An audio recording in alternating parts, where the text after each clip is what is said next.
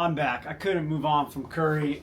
I told you there was so much more. I'm going to give you more on it. I wanted more on it from that side of it. Steph Curry, Shot Ready book, short stories within it all throughout his career. Breaks it up into different sections. But last time I talked a little bit more about the mental game, and I'm going to get back into that a little bit more. But he talks about his flow state, talks about having joy, about the discipline and the training a little bit more, and struggling and failing. He talks about this J curve, okay? But welcome back to TAP, the Athletes Porch, where I'm going to break down books, mental models, outside perspectives to help circle back to you as an athlete, to help you grow and process and understand, because at the top, there's a lot of failure involved, and we got to embrace that, and there's different ways to process this. So I want to start talking with this Curry about the power of the small details. He opens up with a question, and here it is. What habits have you developed that create a chain reaction of compensating actions? Slow down to examine what you are doing, starting from the smallest variable. So it's reflection. How are we going to become more aware of what we are actually doing? We always talk so much about the big stuff, the mechanics, the actual making a shot or executing a stat, but he's breaking it down to the tiniest details. Because he says this, he says, being disciplined is about small details. We know this, right? We already know this, but he's saying it. So I'm reiterating, it's like, and taking the joy in the work of getting them right until they're second nature is how you build consistent success. Discipline builds instincts. Instincts build confidence. Confidence builds freedom, right? And we're starting to get into this flow state mindset of it, and the discipline equals the flow. And here's the biggest question that all athletes want to know is, and they ask Curry all the time, is like, what are you thinking when you're going crazy on the court? What are you thinking when you hit the game-winning shot or the game-winning hit or throw the no-hitter? His answer, he talks about the flow state. He says, I want to get into the flow state during practice. Talking about details here, right? Most athletes just want to flip the switch and get it going. I've been there before. And he says, chasing the flow state in practice allows me to play with the kind of freedom that only comes from discipline. Okay, let's think about that a little bit more. Is once he's prepared, once he covers the details, he lets joy and creativity take over. All distractions are blocked out. He's going to say, it doesn't matter who's guarding me, doesn't matter the arena, doesn't matter the fans, the score, the buzzer, doesn't matter any of that. He's playing it within his joy, but he knows that his preparation is allowing him to do that. And so thinking back to our last topic last week was training hard equals the game easier. But if you trained easier and if he didn't try to get into a flow state in practice, then all of a sudden the game would be harder and you wouldn't be as prepared. No different than walking into a test unprepared. You don't feel confident in it. You can't get in the flow state because you're thinking about other things, mechanics. No. But if you're prepared for whatever it is that you're going for, then you're going to be better for it when that event happens. Maybe you've seen this movie, For the Love of the Game, with Kevin Costner, when he's a pitcher in the big leagues and he ends up throwing a perfect game. And he continues to say, clear the mechanism. And he has tunnel vision going into home plate. And everything else gets blurred out and he locks in exactly what he wants to execute. That's the flow state. That's a visual from that perspective. And I want to touch more on that joy piece of it, because we have to remember why we play the game. And recently I talked about how to play like a kid again. Remember the days when you were younger and you were just playing wiffle ball in the street or pick up hoops at the park, and all of a sudden it's like, hey, it's 5 o'clock, let's go get some food, and you're not worried about what just happened within your game or your practice. You're moving on. There's separation, the identity piece of it that we've chatted about before. And his joy is his competitive advantage, and he keeps coming back to it multiple times in the book, and he says, the joy of experience will motivate you to do whatever it takes to get back there. And at the elite level, everyone is working hard, right? He said, what can set you apart is the joy Remember why you play the game. Remember why you fell in love with this crazy game that you're playing. So he says, protect your passion within that. Joy will sustain your commitment. This is him talking to greatness and the work it requires. And then here's what he finally says. Joy is more than a motivator. It's what drives your effort. And in the end, the glorious payoff of all that work, it supercharges everything. Don't forget why you play the game. That little kid playing with his teammates, being rah-rah in the dugout with the chants, smiling after the game, during the game, being okay to failure. And remember, the journey is the best part about it. Is A.J. Brown, the wide receiver for the Eagles, after they won the Super Bowl, he says on his Instagram post, he said, the championship is not what I thought it would be. Here we are 48 hours after, and it's not as fun as I thought. He said, I find joy in the journey. I enjoy the journey, waking up, the grind, kind of like Curry is too, right? Finding that flow state during practice, practicing the hard things so that the game becomes easier. And he goes on to talk about a story when he was in Charlotte with his dad. He played for the Charlotte Hornets, an older team in the NBA, and him and his brother Seth are at the arena, and they shooting around, and then when the guys come on the practice, they have like a practice court underneath the stadium. And he says, we were always watching the players, and this is what he says about observing, paying attention to the details. He said he noticed something. Every great player, a star or a good role player, shared the same mental commitment. They believed that they were the best, and they all wanted to get better. And he said, to be great, you have to live on the tiny border between cocky and confident. But it's your work ethic that earns you the real estate. And he says, you can't be reckless with the cockiness. You can't be reckless with the confidence. It won't mean a thing.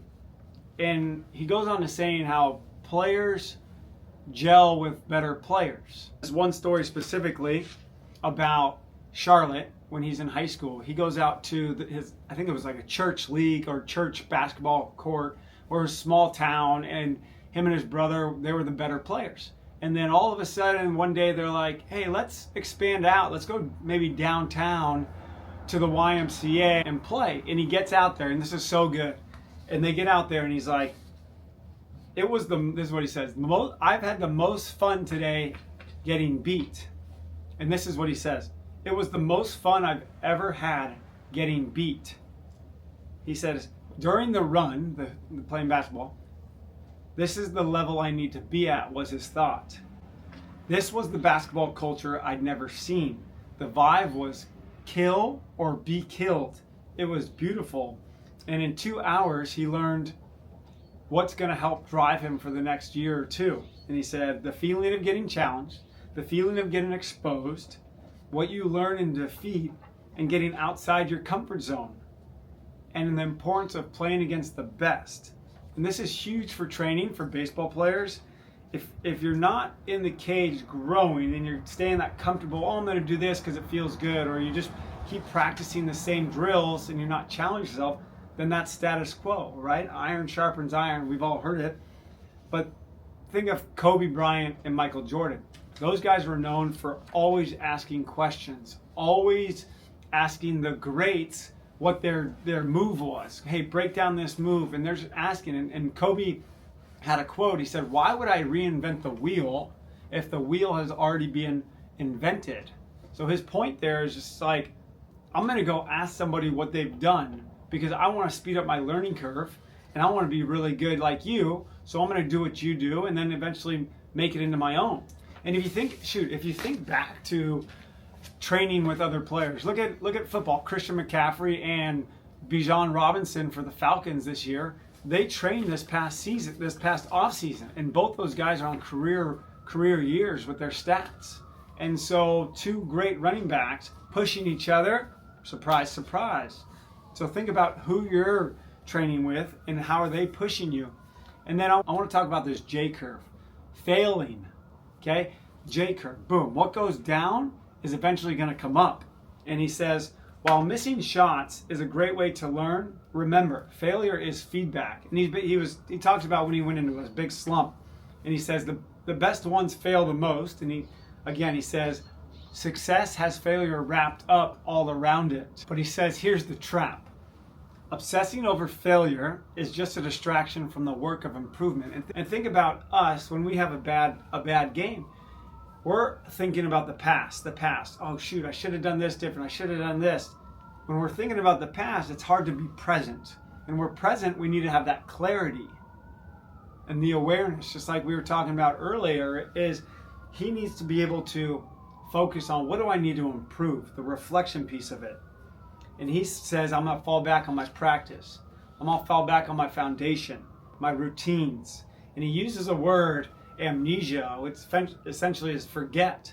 And he says his trigger after a shot, make or miss, when he turns back and runs, he's on to the next thing. So offense, boom, onto defense. When defense happens, it's onto offense. It's a reset. And this is the mental game 101, is you got to have a release, a reset, and a refocus. A release, a reset, and a refocus. And he says, what I need is confidence that the next shot is going to go in. The next play, the next pitch, the next opportunity, because you're only as good as that next one. And what you have to do is you have to think about, not to overanalyze, but your job should be to focus on how to get to the next one. And being present with that is a big idea.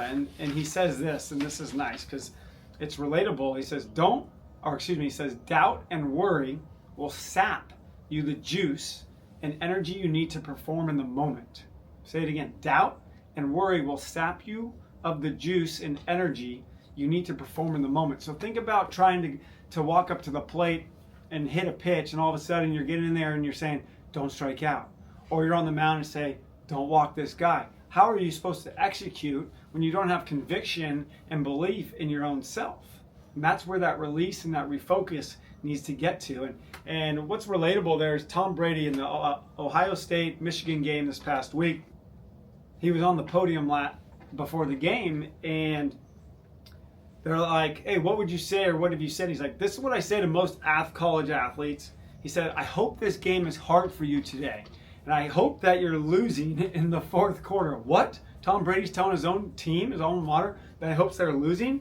He says, because I want you to be able to look at each other and come up with solutions to go execute. And that will allow you to grow and gel as a team, because doing the hard things, this program is hard, doing the hard things is going to make it easier, and you're going to learn a lot more from that. So remember, life is hard. So practice the hard things. And here's the last point I want to talk to you about, visualization. Is he says, when he's in a slump, he has to visualize to get out of it. He has to break it down. He has to do a body scan. And this is a concept from the inner game of tennis that I think is relatable, is when Galway, the author, Tim Galway, he talks about the slow motion reps. And he says, you got to be able to go slow motion with your rep. And that it's about tennis or golf, something swinging, right? But same thing with shooting, is break it down.